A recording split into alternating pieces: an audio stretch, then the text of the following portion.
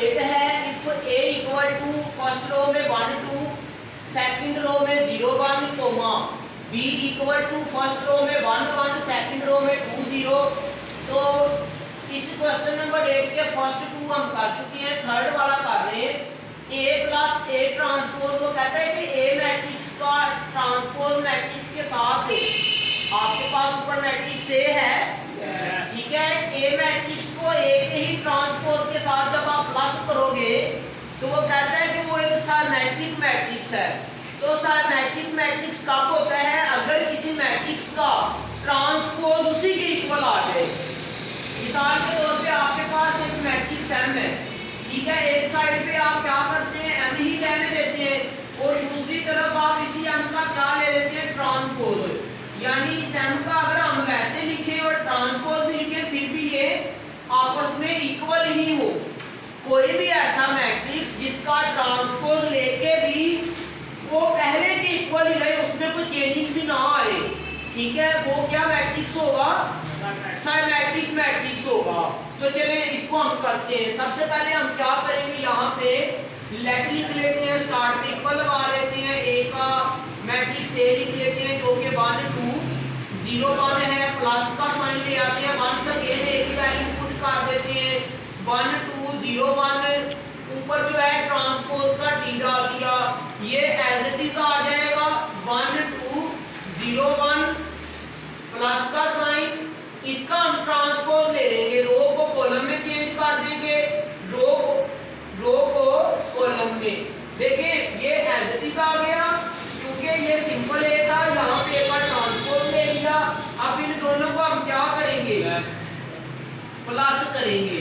Plus करने के लिए 1 + 1 2 + 0 0 + 2 1 + 1। तो डियर स्टूडेंट्स 9 + 1 + 1 2 हो जाएगा, 2 + 0 2 हो जाएगा, 2 + 0 2 हो जाएगा, 1 + 1 2 हो जाएगा। ये आपके पास आया है a + a ट्रांसपोज। अब इसको आपने एक तरफ यहाँ लिखो, नाउ लेट में क्या करें, एक साइड पे इसी को रहने दें।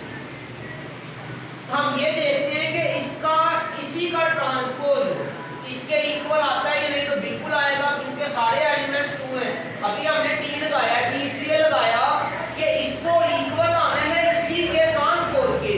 ये 1 अगेन ऐसे लिख लेते हैं 2 2 2 2, ठीक है, इक्वल का साइन लगा लेते हैं। अब जब हम रो को कॉलम में चेंज करते हैं, फिर रो को कॉलम में चेंज करते हैं, तो कोई भी चेंजिंग नहीं आई है।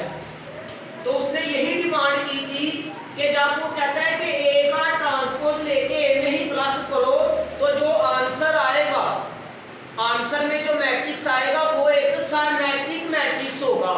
तो पता चल गया, जो मैंने बताया था वो प्रूव हो चुका है।